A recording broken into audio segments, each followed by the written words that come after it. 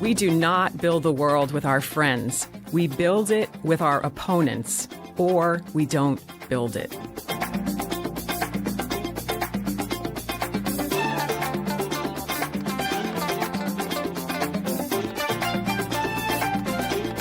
I'm an independent voter. I'm voting for Kamala Harris. I'm voting for Trump.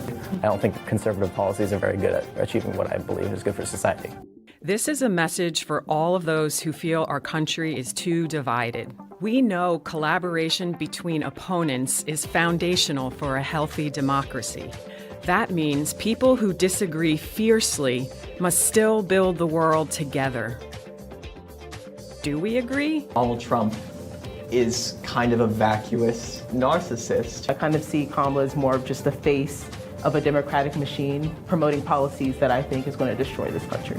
He promised so many things, and to me it's like he lied. I believe that the Democratic Party in general represents it way better than the Republican Party. The Republican perspective is that this is causing illegal immigration to skyrocket. As we see with the border bill that Democrats tried to pass, and Republicans shot it down.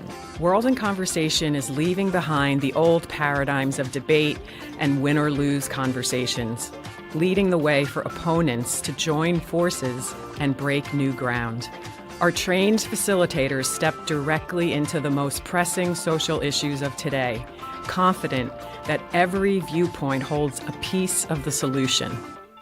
Illegal and legal immigration doesn't seem as much of a distinction at this point. Like Medicare for all. Student loan forgiveness, and Just overall, I don't feel as safe as I did. That he's very genuine to himself, but I don't think he's actually genuine to any of the politics he represents. So the tensions of our different ideas are awesome, but how are you going to continue this collaboration across ideas that you don't agree with? And holding those people accountable that we have influence on, that we elect, is something that I think we really do have power on if we all organize together. Mm-hmm. What would you do if you saw each other on the street and one of you's a winner and one of you's a loser? We are the ones that really need to step in and make sure that whatever the result of the election might be, it is respected. People like you who are willing to engage one another, willing to engage across parties, across ideas, have a lot of influence. How are we going to stitch together, the electorate, the people, the citizens, so that we actually can move forward together? For over 20 years, we've pioneered a revolutionary approach that empowers those in conflict to create solutions together. We can solve problems with our opponents, one conversation at a time.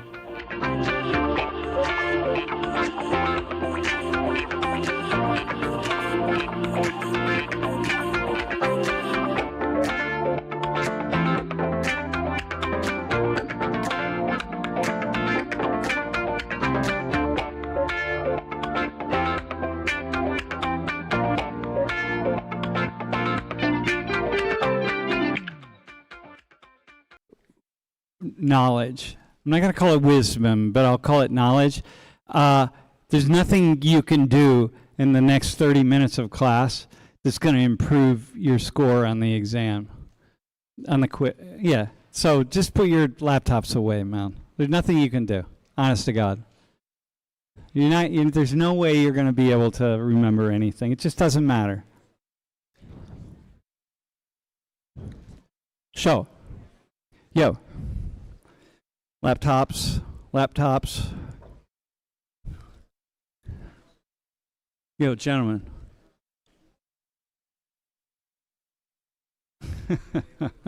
Dude, over in the aisle. Laptop. Yeah, you got it, man. Damn, y'all. Okay, dudes. Hey, so here's what's up. Right now I'm just gonna take a half hour and just answer some questions that you have, and then we're gonna do something, and then we're gonna have the attendance quiz, and then we're gonna have the exam. Okay, cool? So this is your opportunity to ask me any question, anything you want to ask, man. It doesn't matter. It can be really personal. It's fine. I may or may not answer. Dude. Yo. No, not D, dog. Not D. Her, right? no, right there. The woman right behind. Yeah, go ahead, bro.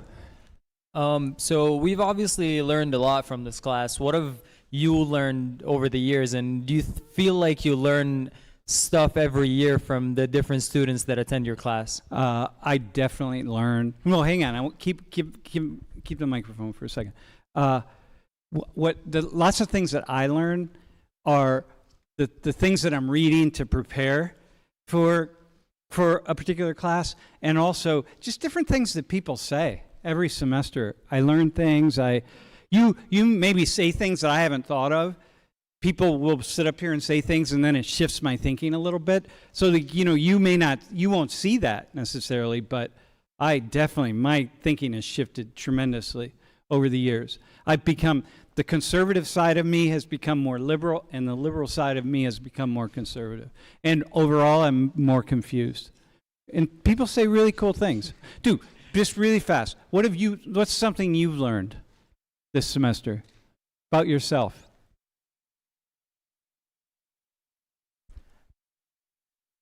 I don't know. That's a really tough question to answer, I guess. I've Okay. definitely learned that what you said last class was definitely something that stuck with me when you talked about balance, right?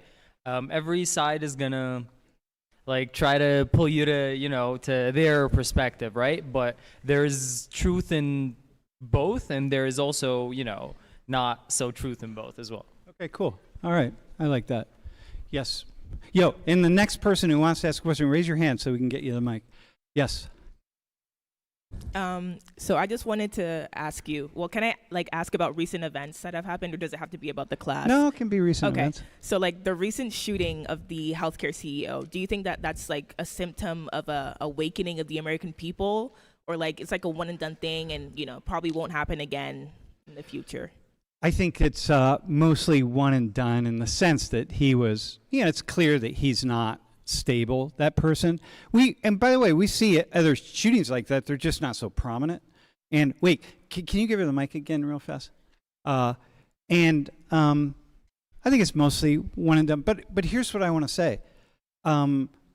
There's I talked about this yesterday on the live stream in my office hours. The poorest 50% of Americans control 2.6% of the wealth. And that's the poorest 50%. So these aren't the poorest of the poor of Americans.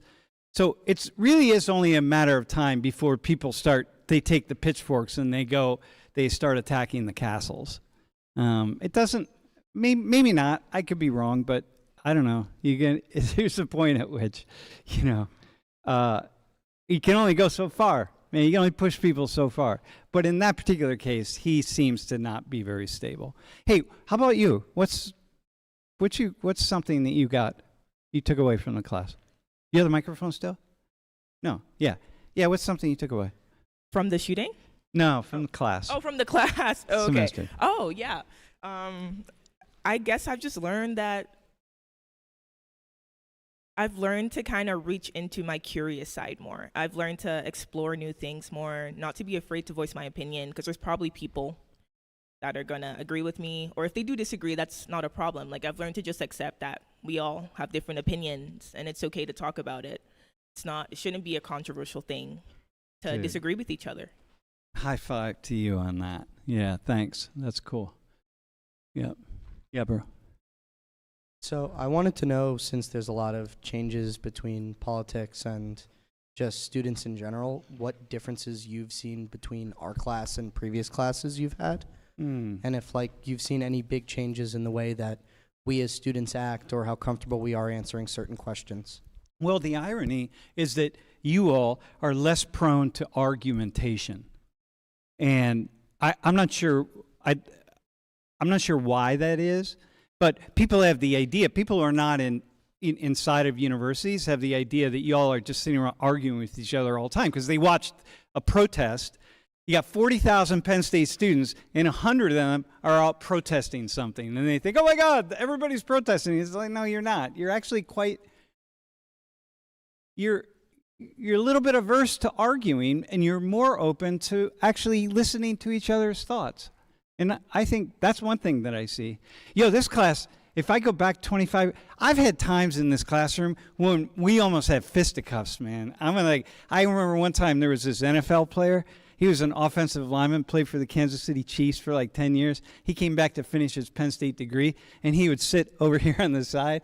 And one day, people were going at it, and I walked over to him, and I whispered in his ear, it's like, bro, this shit's gonna get out of hand, man. You're gonna get in the middle of it, all right?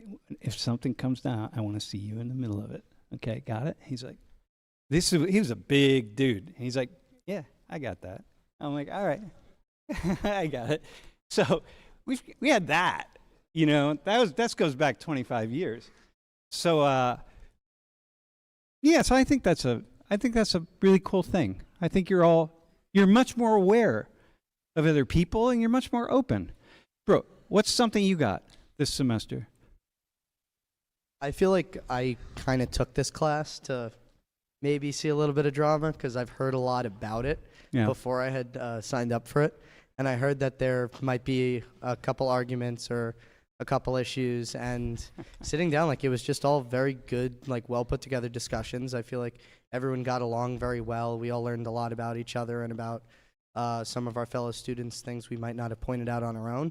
And I've enjoyed taking this class, even though it wasn't really something I needed to fit into my schedule, like, credit-wise. Mm-hmm. But I think it was worth taking, and I think it's something that more people should take if they can fit it in. Yeah, cool. Thanks, man. Yeah, I appreciate that. Yeah, bro. So since you're getting more famous, do you have any plans of doing doing something bigger, like taking it to like a bigger like TV show or something? Dude, how much bigger could I be than these folks right here, man? No.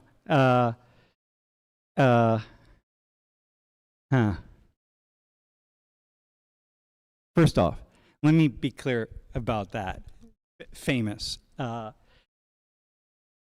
I live a really small life, and the reason we live stream is because one day we needed to make videos for the online version of Social 119. And then one day my video person sitting over here hit the go live button because we were streaming onto this platform. And he was like, oh, he logged into YouTube and he hit go live. And 13 people or 14, mostly former students, just tuned in. And they said, hey, just keep doing that. This is really awesome. So we just kept doing that. But I never have known. I still don't know. I have no idea how many people watch the stream on any day. Like, I don't pay attention to that. So I live a really small life. So I'm not comfortable with people saying, like, you're famous kind of thing, because I don't see that at all. I don't see that. So I just want to say I'm not comfortable with that word, okay? And the other answer is no. I don't have plans. But, you know, yeah. I don't know. Who would want? I'm like, dude, you're like, oh, other people, you should sign up for the class. And I'm still like, who would want to sign up for this class? Why would you want to sign up? You know, like, I don't get it. I don't, you know, so anyway. Yeah. Dude, what'd you get out of the class? I just learned a lot more about places I wouldn't have, like the Puerto Rico class or like the one on Africa. Just learned a lot more about the world. Yeah, cool. I like that. Thanks, man. Yep. I wanted to ask you, what's one of the greatest lessons that you've learned outside of the classroom? Whoa.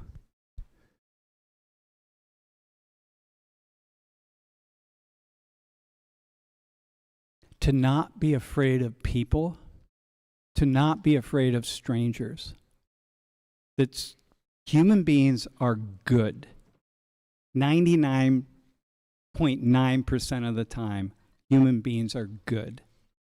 Even bad human beings, 99% of the time, will be good. To not be afraid of them.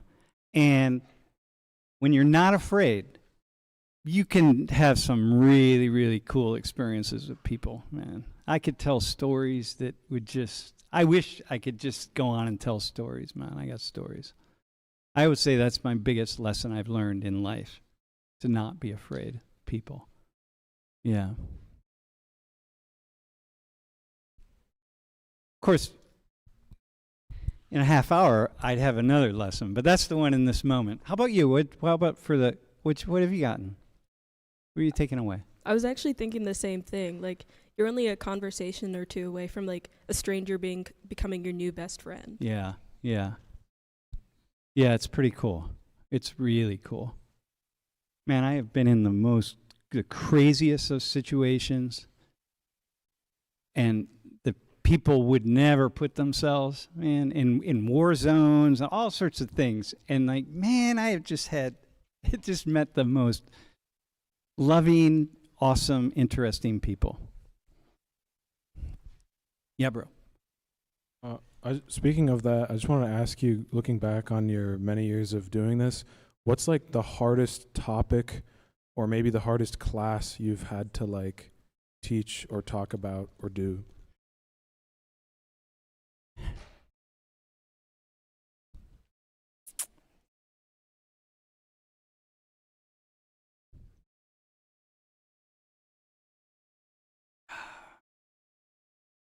I don't think... The hardest ones are when my wife is in my ear telling me, here are the things you can't say because you're going to get in trouble. And she's right. She's a really good PR person. And then I come into class because I have gotten into trouble, right, by saying something, and then somebody takes the clip and they like run with it, and then the quote is on Fox News or wherever else, and then the headline, and I look like a complete lunatic, and and she tries to save me from that.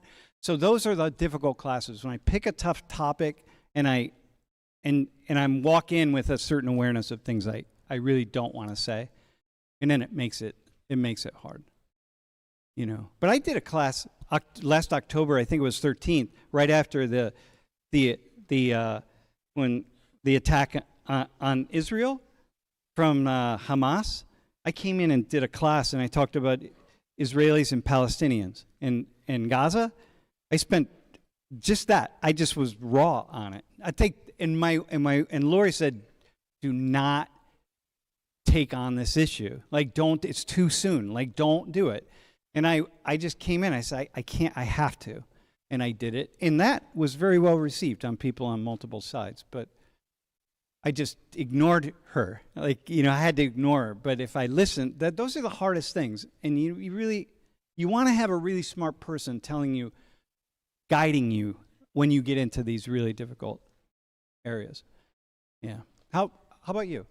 What'd you get this semester? If you ask people to talk, they will. Yeah, man, they will. You sit up there with a microphone, you will. Yeah, you will. And you have something to say, man. Everybody has something to say. Yeah, bro. I remember a couple of classes ago, or last class, a guy came up and was talking about Christianity and his faith. Yeah. And personally, I identify as somebody who's Christian. But like coming to college, I wanted to be more open-minded, like learn different things. And I'm just interested what you think as a Christian person, to like have your morals, have your beliefs, but also be open-minded to like other people, other views, and like how do you recommend that like I should navigate that? Yeah, the way to navigate it is to hang out with people who are not Christian. And if you're Muslim, hang out with people who are not Muslim. If you're Buddhist, Jewish, whatever it is, hang out with people who are not. And you will, which is a lot easier, obviously, because only 1% of the U.S. population is Muslim if you're here Muslim, whatever it is, right? Hang out with people who are not. If there's something that you really struggle with in your religion, morally, whatever, hang out with people who are, like if you're Christian and you struggle, let's just say homosexuality, right? Go to a Christian church that is really, really gay friendly. Maybe where even the pastor or the minister is gay or lesbian or something, and could just go sit in there and see if you feel the same love of Christ. And that's the way you do it, man. That's the way you do it. If you're Muslim, it's the same thing. It doesn't matter. So whatever it is. For me, because I can go anywhere to any religious place and feel the spirit. Like I was at a Buddhist, when I was in Korea 2 weeks ago, for 2 Saturdays, I went to a Buddhist monastery for the death ceremony for a friend of mine. And man, I was in this room that it was, chanting, the whole thing. I was in it, man. I was in it. And I thought, wow, these Buddhists really have it going on, right? But then I was at a Christian church recently, and things were popping. I'm like, man, these Christians really have it going on. You know what I mean? So it's like, yeah, whatever. Dude, what have you gotten?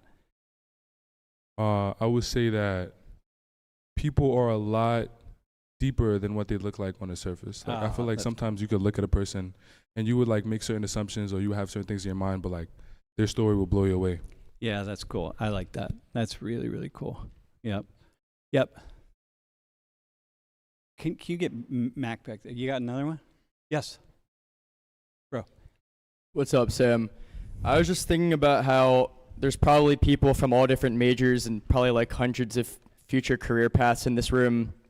What do you recommend, or like what advice have you heard about how people can take the stuff they've heard in this classroom and maybe not like constantly think about these things, but just every once in a while think about some of the stuff we've talked about and applying that to certain career paths or stuff like that? Yeah, well, every career path involves other people, and every career path involves meeting strangers, and every career path involves learning something about yourself through the eyes and the interactions with the strangers. So that's the one thing that you can take from this class throughout life, is just engage strangers with an openness and a curiosity in the way that you imagine that I do, right? And if you can do that, that's all you need. And that's one of the reasons I teach like this. I can't give you information, like you'll forget that. But you won't forget the fact that all these people came up here and talked, and they really had something to say, which means everyone you meet on the street, anywhere, they have something to say. Yeah, and that's cool. Yeah. Yeah, I love that. How about you? What's something you've got this semester? I always try to just talk to random people and just see how they grew up differently than me. So I enjoyed hearing probably like close to 100 different people's stories and just thought processes. Yeah, that's cool. I like that. Listen, you say close to 100, by the way. If you didn't get selected to volunteer, 220 people applied to volunteer, which is pretty cool, really, if you think about it.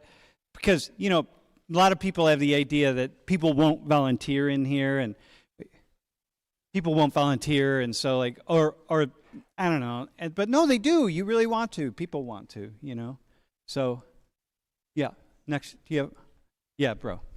You mentioned kind of, I think more as in a joking manner in a class, that like, oh, in a year I'm going to retire. But it made me think like kind of the technical side of this class. Where do you see it in 5 years? Is there someone that you think personally would be great to succeed you in this?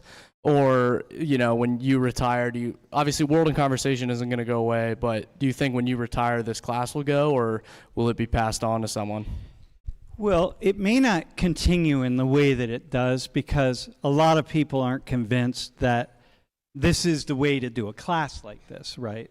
And you have to have a little bit of a theatrical personality, but you have to be convinced that just giving people information is not the way to educate them, right? Since y'all have phones. So I didn't give you anything this semester. You want data, you want information? Here, just look it up on your phone, man. So that's the problem. That's the biggest obstacle, is that someone would have to come in with that mentality. And those are hard to find, but they're out there. So I don't know. I don't know what will happen.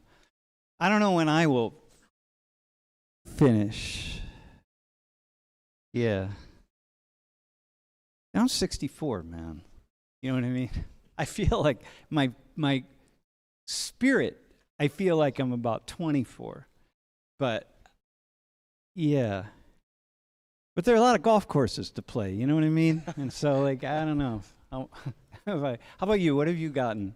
Definitely the new set of skills, just being able to, I've always had an easy time talking to people, but kind of getting more into like kind of asking the questions that really matter to really probe something. Cool. I like that. Hi, Sam. Is there any time where you brought up a volunteer where you've regretted bringing them on? Yes. Yeah, not this semester. There have been a couple times when people were too shy, and they couldn't deal with they couldn't even answer a question because they were too shy, and I had to completely change the topic. And there are sometimes the volunteers come up, and I think, okay, we're either gonna, and this happened a couple of times this semester, where we're either going to go this way with the questioning or we're going to go this way with the questioning.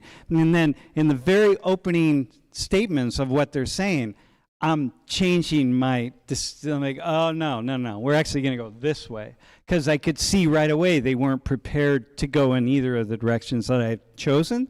Maybe they were just a little quiet, or they didn't give me even, they didn't open up enough to the first the question.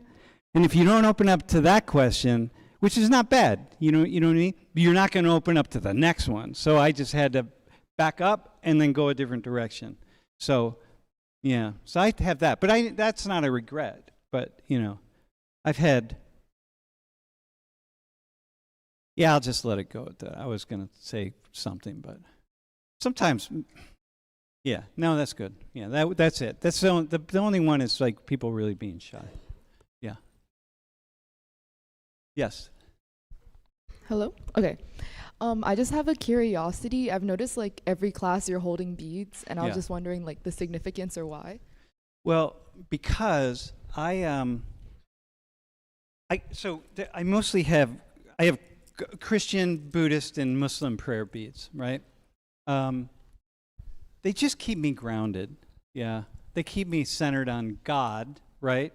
So it's ironic that I identify as an atheist, but I'm praying all the time to God, right? The mother, by the way, God the mother. So that's me. And so I'm to really stay centered. Yeah. But these happen to be prayer beads that Bassem got for me in Cairo. And they're meaningful to me. I wanted to ask, I've been curious about how your kind of ongoing connection to like Korea and like Korean culture has formed.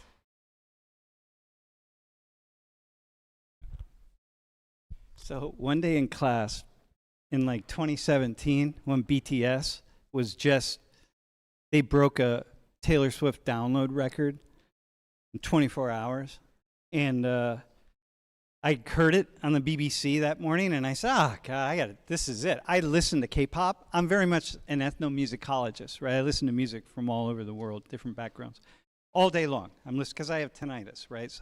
And so I said, this is the K-pop group that's going to take over the world. This is the bands. These groups going to take over the world, man. This is it. So, and I knew that. And I came in, and I said, hey, and I put their photo up on the front screen. And I said, anyone know who these guys are? And about 7 hands went up in the air. And I said, listen, by the time you graduate, you're going to know who they are. Your parents and your grandparents, they're going to know who these guys are. This is the biggest, they're the biggest pop group in the world, bigger than the Beatles ever were. And you may be saying, like, well, I didn't really follow them. Yeah, but the other side of the world, there's 8 billion people in the world. They're the biggest band, their biggest group in the world. They grew into that. And that video took off in Korea because, it was just when they started to take off. So somebody grabbed it and translated, and then people in Korea started translating other videos of mine. Yeah, so. But I have, so that's the answer to that. That's how it started. Yeah, bro. Wait, push it up. Hello? Yeah, hang on, we'll go back here first. Yeah, bro. As someone who advocates for dialogue and conversation within colleges and the world, do you believe America is heading in a direction that's like more pro-dialogue or anti-dialogue? Dude, I love the questions you ask because they're in your, it's as though you write them out in your brain and it sounds like you're reading them, but you're not. They're in your head. I wish I could do that. I think we're going toward more conversation and dialogue. And I think the fact that Trump won again, let me give you the good, for those who don't like Trump, let me give you the good side of that he won. It's empowering his base. They're going to feel like they can talk more, and they're going to not feel like they have to be so extreme. You know how people are, right? They're just extreme. They say all this extreme stuff because they got to get attention. And they're going to feel more and more people, and the Trump base are going to feel like they don't have to do that. So they now have more of a platform. So they're going to say now more thoughtful things about what they actually think, which they already say if you listen to them, but sometimes they got to do the extreme thing. And I think that's going to move us more toward dialogue, but it's going to depend on whether the left actually is willing to respond with mutual conversation and stuff. And I'm not so sure. Well, I'm optimistic. So yeah, that's what I think. What'd you get from the class, bro? I got that, like, you can't really look at an issue just from your own perspective. You have to be able to step back and analyze it from multiple sources, kind of step into other people's shoes, see how they may see an issue rather than just how you see it. Cool. I like that, bro. Thanks, man. So we've talked about pretty much every type of issue in this class, but do you think there are any issues that are too sensitive or No. people are unwilling to talk about? No, not a single one. And the only issue is if you think like, well, yeah, but you didn't talk about, let's take Israel-Palestine.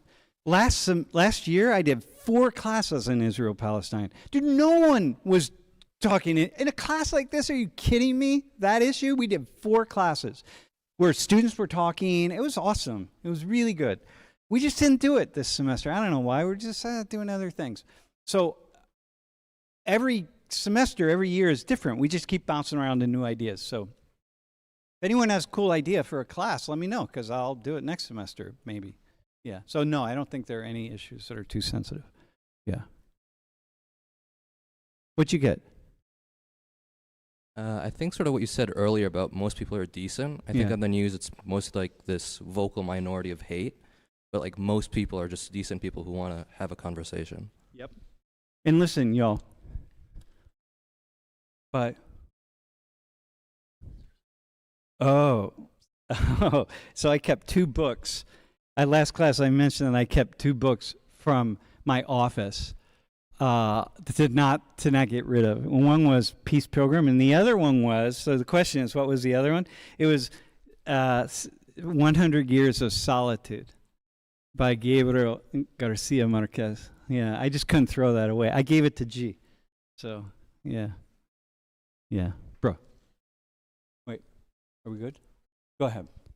I don't really have a question, but I just wanted to say something that I learned from the class. I think overall, just the way I talk to people and the way, like, for example, I get in an Uber or I'm on a flight, like, that's changed since I've done this class. I've been there once, but I think just, if you think about it, this every day, Tuesday and Thursday, we're just watching you break down people when you're meeting them for the first time and you're asking them deep questions that they probably wouldn't be willing to answer. Yeah. Yeah. So just watching you do that and then also doing it, changes the way you talk to people. So Cool. Yeah. See, man, that's that. Okay. High five to all of you on that. High five to myself. Yeah, that's cool. That's it. That's all you can get, man. All right. One more. I know there could be a lot that you would change in this world, but if there was one thing that you could change at all, what would it be? In the world? Yeah.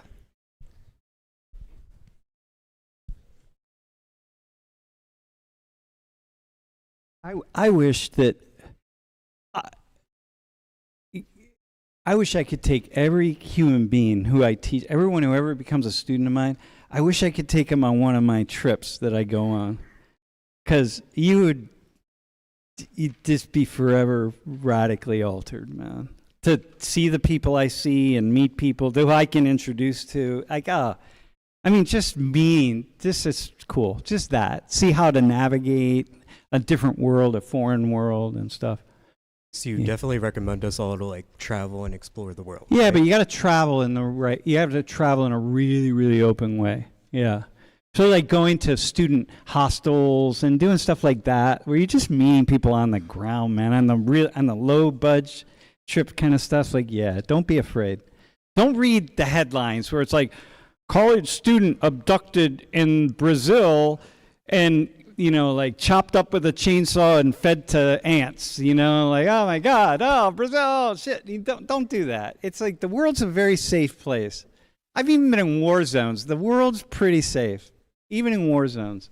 Usually the war is just happening in one little spot. It's not everywhere. So I would say that, yeah. Okay. One right, more man. thing. Thank you for being such a great professor. man. Dude, I'm not gonna take that on, but you know.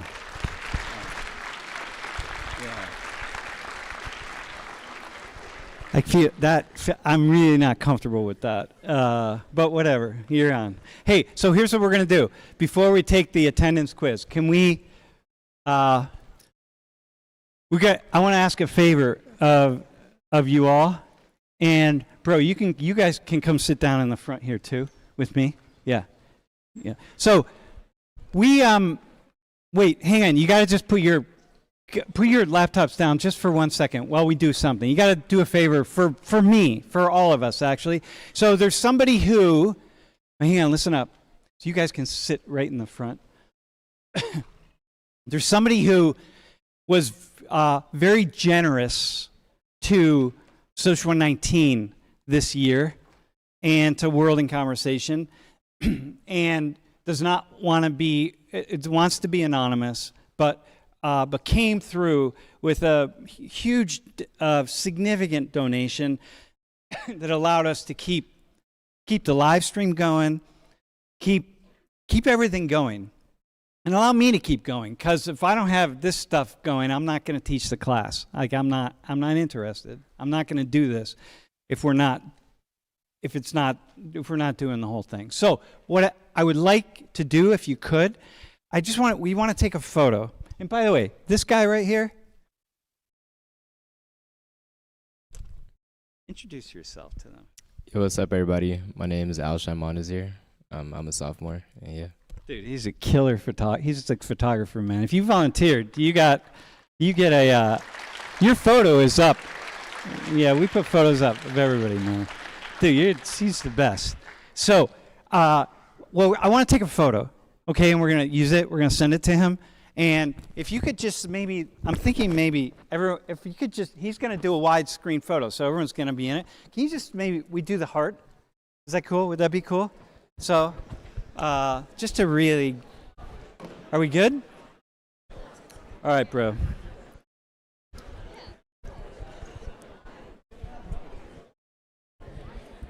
All right, Niche. We got Niche right here. Right here, right? I'm good. I'm just grabbing it. All right. All right, you ready?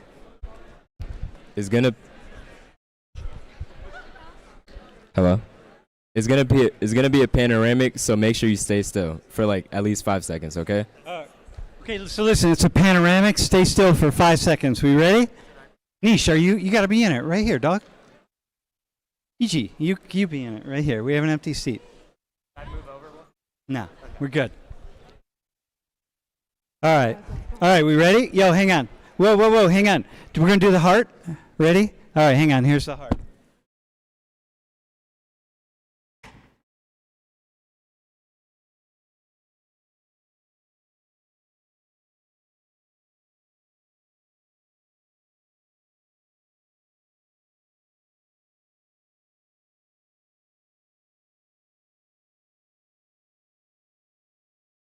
Okay, and now just one straight up, one photo. Now he's going to take one still photo. You ready? Hearts again, man. Yeah.